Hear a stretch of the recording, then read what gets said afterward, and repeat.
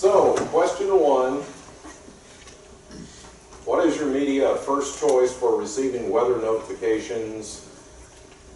It looks like It's the way again.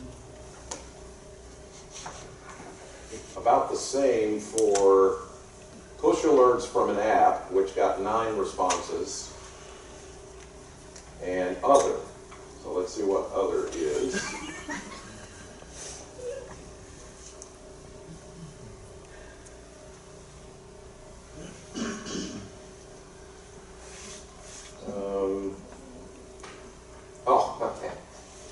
That's a paid feature. I can't see what that is. I'll have to go back and look at that.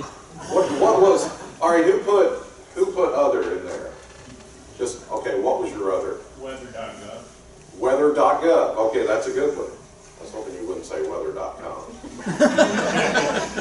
We got too many weather.govs in the room. What else? Was there something else? Okay. I said radar scope. Yeah, radar scope's a good one. And I don't know what's going on. No, that's a good one. That's my go-to radar, believe it or not. I mean, it's one that I keep with me all the time. So you can see how some of these rated. There it goes. So text alerts, 5 of you. TV, 6 of you. Push alerts were 9. Radio was very low at a 1. Weather radio just a 2. Social media 8. That's a little concerning. Unless the social media that you're looking at is from the Weather Service or a trusted source, I would say, yeah. Yeah, White Squirrel Weather, of course. But yeah, I'm talking, your typical throw it up there, it's social media from anybody, you don't know who they are. That would be concerning. Okay, so we've got that one. There's question 1. Some of the best weather info that I get comes from the Weather Service Facebook page. As a matter of fact, it's the most probably useful thing on Facebook. That's good. It's good to know. The problem with Facebook, unfortunately, in a severe weather situation, is those stupid algorithms. You might get a notification of a tornado warning for your county like 2 days from now. Yeah. Did you miss this?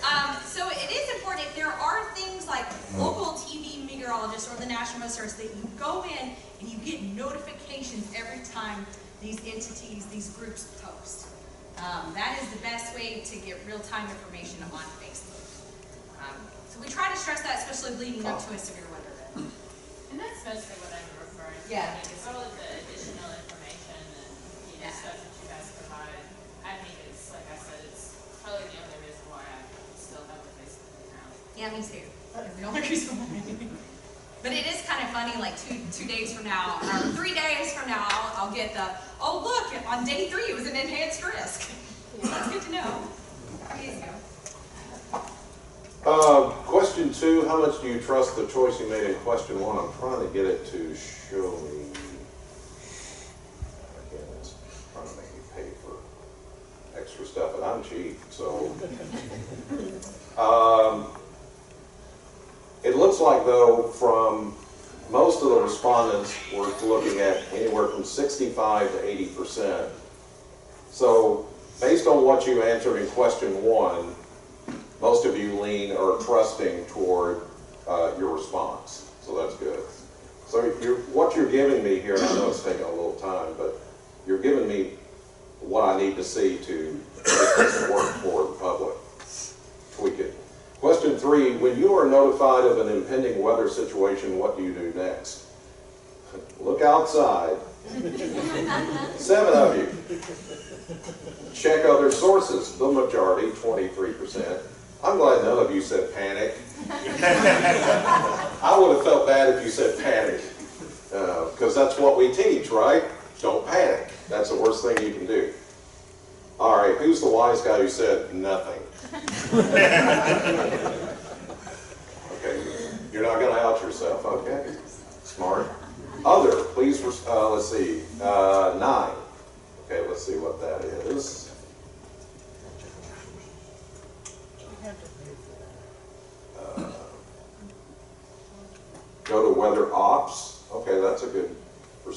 Mother Ops.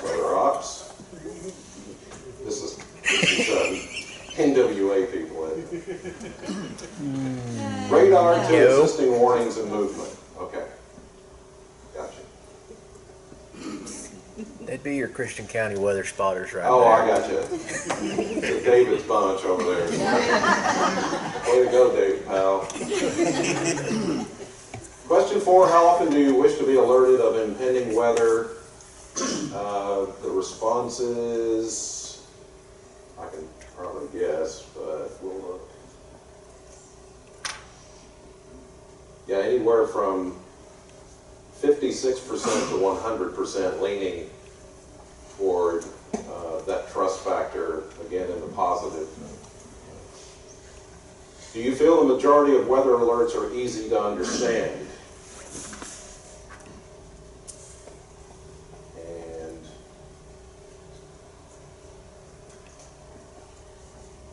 again, it's about leaning toward that right-hand side, positive response, that you trust that. Okay? All right, based on your response to question 5, what do you find confusing about the alerts you receive? Very few said they're too technical. 15 of you said they're too short, not enough usable information. That's key. Now this is where we're really digging down into what people think.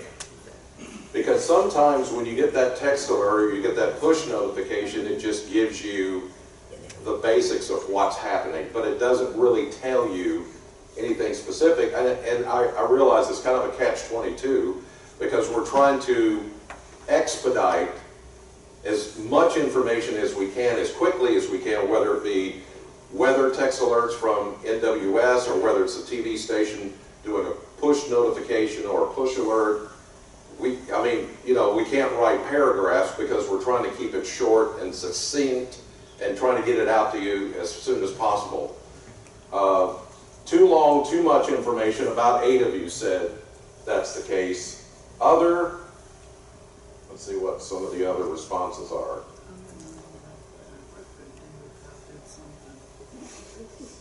And actually the other was the highest percentage of responses. Okay, somebody put good information. So of course you have to get into, unpack that. What is good information?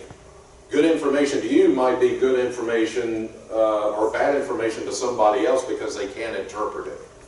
So that's where we have to really start to break this down into just what is good information to a majority of the people that are getting the notification. Another good info, I find okay, good info. So basically, people want good information, but what is good information? How does that break down? That's what we've got to try to learn. This is where the responses, once we try to put this to the public in a bigger forum, then maybe we can talk about it a little bit more, but we don't have time today. But this is good because we're on the right path. Question 7, what is the first thing you do when you see a social media post about an impending storm? The majority of you, good. Check the source. This is what I always, when I respond to something on Facebook or Twitter, or we get something saying, is this true? You know, it can be shared 1,000 times from some unknown, anonymous account, and then it gets shared all over the place, and this person racks up a bunch of likes and a bunch of shares, and their engagement totals start to go up, and they start feeling big about themselves. And they're probably, a 14-year-old kid somewhere that's just trying to take one little, as I mentioned before, one of the many dozens of models, and he's picked 1 hour's worth of data and just thrown it up there because it looks like, look at this, big snowstorm's coming. You can count on it, you can bet on it, it's just going to happen 3 weeks down the road. Well, check the source. Before you share that, is it a trusted source? Is it somebody you know is reliable? Of course, when you share NWS stuff, NOAA stuff, it's going to be reliable.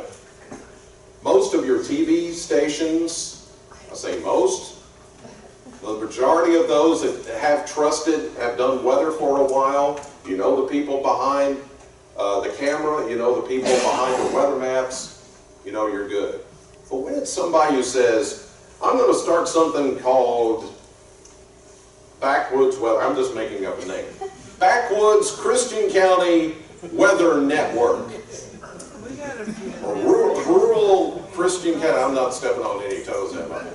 Okay, David Powell will let me know. No, you're absolutely correct, because just in what we do, there are so many other pages that just pop up. They have no experience in weather. They don't, I mean, you know, their job may be janitor or something, which there's nothing wrong with that, but their knowledge on weather is extremely limited, to say the least. So therefore, but yet you have all these hundreds of people following them. I'm thinking, what am I doing this job for then? You know? Well, because, and here's the psyche again behind that. It's like watching, you know, driving past a car accident. You're rubbernecking. You're curious as to what's going on. You're looking at it, you're, you know, getting out your phone and you're like, oh man, look at that, you know, and then you can't wait to share it. Look what I just saw, you know, and and then it just blows up and people can't wait to share that stuff. Look at this, look at this. And then the people that initiated that feel all important. They've got a podium all of a sudden. And they're, you know, it's like, look at me, look at me. I mean, this is the look at me generation. You know, and then, because they're more anonymous, you know, they've come up with a fancy name for their weather outfit. It's like, they don't have to suffer any of the consequences if they're wrong. So you can come back and say, hey, you know that big snowstorm you said was going to give us 10 inches about 4 or 5 weeks ago? Hey, that didn't happen. You're wrong. He doesn't care. He doesn't suffer any consequences whatsoever. And this is the thing we've got to, I don't know if you can ever get rid of it. You probably can't. But this is where it's very important to trust your source and to always fall back on that. Chris, not only that, but they'll come out with something that's factual to start with, but then they'll say, now the danger is past, when in reality it's not past. And I've seen this several times. They're actually risking some of those people's lives by saying that. Yeah. Yeah, that's a good point. Good point. Bad with the tornado. Yeah, with a tornado, it's real. Yeah. Check the date it was posted. 10 of you responded to that. This is always key because, as you know, Facebook will go back and show you something that happened on your timeline a year ago, 2 years ago, 5 years ago. Or something may not get pushed and it's caught back there somewhere, that all of a sudden it gets pushed out later as being valid, or somebody will bump it up just because they like it. You know, 10 days later after an event, somebody will like it because they'll see it in they're just now checking their Twitter or just now checking their Facebook. Oh, that was a big storm. Yeah, okay, like it. Then it bumps it back up to the top. And it's like, then other people see it and go, what? What? Oh, they don't even look at the date. And then panic ensues. Then it gets shared again. Then it's a, here we go again. It's a never-ending snowball effect, to use a weather term. Usually done by snowflakes. Oh, see what I did there? I'm sorry. Nice. Verify, ask a trusted source. Okay? First thing you do, 8 people said you verify, ask a trusted source. And then other. Let's see what the other is. Is this going to be, am I going to, I hear somebody laughing. They laugh at everything. Check, date, and verify. Good. We talked about that. Ask David Powell. I did not prompt anybody. How many people did you pay, David? Wow. Okay. Don't use social media. Well, you know, at least you're safe that way. You know, and there's a lot of people, I'm hearing more and more people saying, I'm just shutting it off. Because it's nothing but a bunch of noise. I get that. But when it's used in the right way, and you know yourself, when you make connections with somebody you went to school with, or family member you haven't talked to in a while, great. That's how you should use it. But when it gets noisy, that's what I call a bunch of noise, it's just noisy, that's not going to help anybody. So you really have to parse it out, check it, verify, check it again, verify. Question 8, if your favorite TV show is on and severe weather occurs, what do you want the TV station to do? Jennifer, are you watching? Okay, yeah, I know she's going to love this one. Only break in if it's life-threatening. That's what this one is, 10 responses to that one. Only update during commercial breaks, 6 of you. Only run a crawl, that seemed to be the least, 3 of you on that one. Stay on the air for the duration of the threat. That was the most response.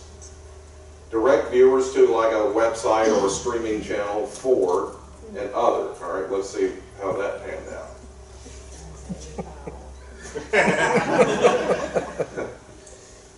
Go to the David Powell channel. I did not put that up on. Stop and pick it back up when we are done. Stop the movie and pick it up after the weather. Oh, okay, so that was your response. No, it wasn't. No. I assumed, I'm sorry. Okay, so you're saying stop the TV show where it is, break in, do the weather, then start it back where we left off. Is that right? Yeah. Okay, I get it now. The only problem with that is we are, and Jennifer's the same way, we are at the mercy of the networks.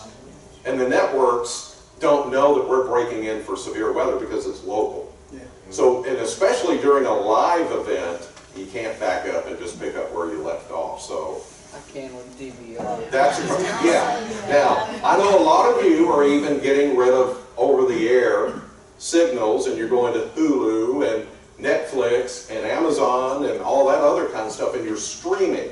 Well, we're streaming too. We now have the capability of streaming our signal to our own station apps. We have something called SBTV, which is sync back television, in which all of our stations, we have 52 across the country, all of our newscasts are there, and all of our weather is there, all of our, and even when we break in. Now, not every TV station is up to that. It's called OTT, over-the-top television, and that is where you disconnect from the usual signal, cable, satellite usually, and you're just going to internet-delivered TV, which is cable. You know, you can do Roku. That way, we're on Roku as well. So if you have those things, you can still get us and still watch us, or just do the standard antenna.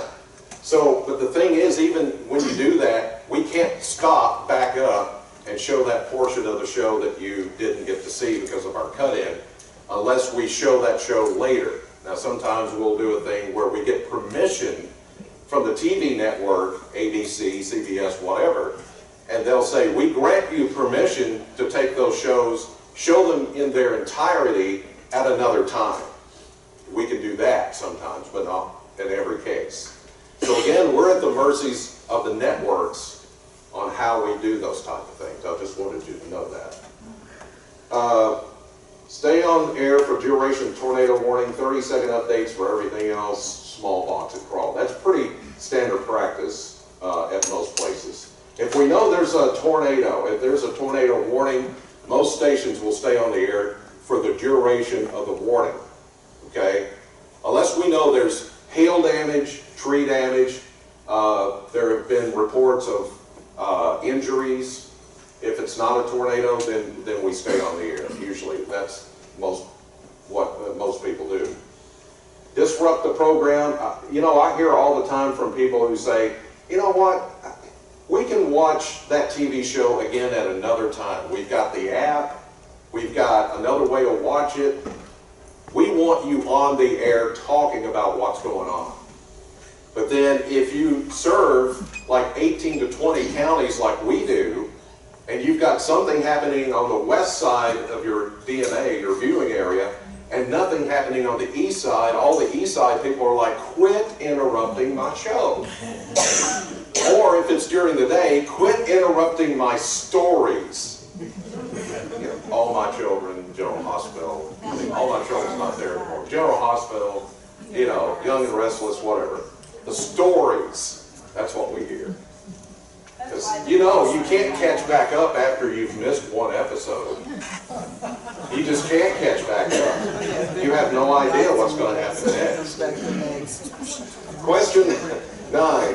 If you have a weather radio and hear an alert, what is the next thing you usually do?